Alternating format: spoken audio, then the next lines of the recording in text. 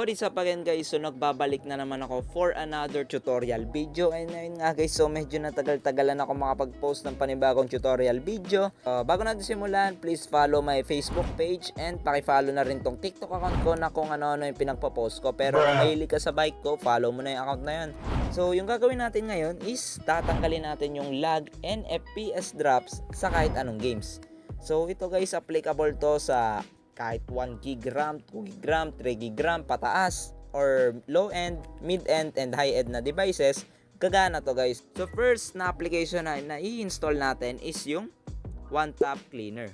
So ito guys, isa to sa pinaka-recommended ko na application para mag-delete tayo ng mga junk files sa phone natin. So ayan, One Tap Cleaner. So install nyo lang to, and pag na-install nyo na, open. So ayan, so nandito na nga tayo sa app. So click nyo lang tong Cache Cleaner. Then click nyo tong parang walis sa baba, ayan. Click nyo lang. Then click nyo tong apps with large cache. So ayan. Then click nyo tong turbo mode. So ayan, kung makikita nyo, pro only lang tong feature na to, pero pwede yan kahit libre. So watch video lang kayo. So ayan guys, pagtapos na yon, so reward granted na, so X lang natin to. Then naka-enable nyo yung turbo mode. So click nyo lang to yung walis icon sa baba. Then okay.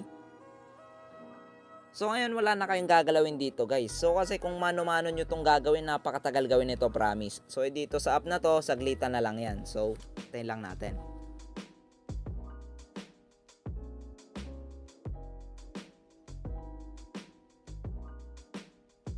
So yun nga guys, tapos na natin magawa. So kung makikita nyo, 1.69 GB cleaned sa storage nyo. So itong mga to is mga junk files na lang to, or hindi nyo na talaga to kailangan sa mga devices nyo. So kailangan natin i-delete yan para makapag-free up ng space, and magpapaboost din to guys, trust me.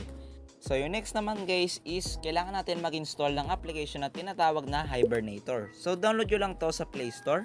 So ito yung pangalan ng app guys. So Hibernator for Stop Apps.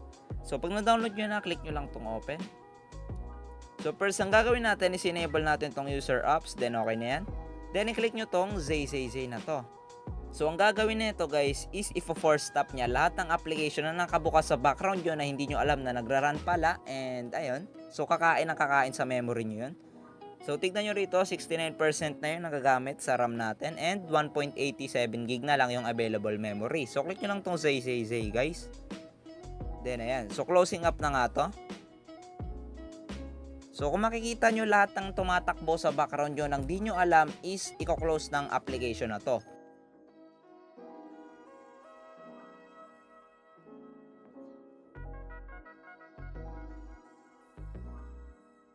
So yun nga guys, so tapos na nga natin magawa yun, and kung makikita nyo is 2.31 GB na nga yung available memory sa phone natin.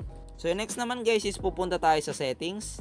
Then ang gagawin natin is magdi-delete tayo ng mga unnecessary files dito sa phone natin. So punta lang tayo dito sa may about device, sa storage. Then click nyo tong clean up. So itong ginagawa ko is for Realme siya, pero kung ibang phone kayo, so ganito lang rin naman yung gagawin nyo. Pupunta lang kayo sa settings and hanapin nyo yung storage, tapos doon nyo lang i-clean yung phone nyo. So click nyo lang tong clean. So ayan. So 1.98 GB cleared na. So itong mga ganito guys, kailangan nyo itong gawin sa phone nyo weekly, or kahit everyday pwede naman, pero suggested ko guys weekly. So yung next naman guys is gumamit kayo ng game booster pag maglalaro kayo sa mga phone nyo. So kahit anong game man yan, kung gusto nyo mas smooth talaga guys, gumamit kayo ng game booster. So mas better yan kung built-in game booster yung gagamitin ninyo, pero kung magda-download kayo or maghanap kayo online, okay naman yan. So madami akong game booster na ni-recommend sa channel ko, so panoorin nyo na lang rin yun. Then so yan, punta lang tayo sa mga game booster natin. So yung akin, yung pangalan niya is Games. So X ko lang to. So dito guys, ang gagawin nyo is dito kayo mag-open ng laro nyo, or kahit dito na mismo sa homepage nyo, is kusa naman na maglo-load yun. So ayan, mag-open lang ako. So now nandito na tayo sa laro. So dito may sidebar kaming mga Realme users. So dito, swipe lang natin to. Then may Pro Gamer mode, Balance mode, tapos Low Power mode. So ayan, Low Power mode, Balance mode, tapos Pro Gamer mode. So, nire-recommend ko dito is piliin nyo tong Pro Gamer mode dahil mas better to guys. Pero sa temperature naman is medyo mas mataas lang siya ng konti dito sa dalawang to. Dahil nga ginagamit nyo yung full potential ng mga phones natin when it comes to playing games. Then dito, click nyo tong notification and block nyo lang to guys ha. So, naka-block yan lagi. So, pumiyok pa ako dun ha. Then, sa game focus mode, pindutin nyo rin yan. Ayan. So, ito naka-focus na yan. So, hindi tayo maka-exit sa mga laro natin. So, which is okay na okay to para pag may na-touch man kayo or na-swipe nyo yung phone nyo, hindi kagad magbaback yan. So, ito nga yung panibagong laro na tumatapat daw sa Mobile Legends, no? So, itong Honor of Kings. So, ito yung rank ko. Diamond 3 na ako dito. Then, pwede nyo ako i-add guys. So, ito yung account ko. Lay, yan yung pangalan. So, add nyo na lang ako kung gusto nyo may paglaro. And, ayun. So, next naman guys is dapat lagi nyong chine-check for updates yung mga phone nyo. So, for example, pupunta ako dito sa my settings and click nyo lang tong about devices. Then, click nyo tong, sa akin kasi guys is naka-Realme UI ako.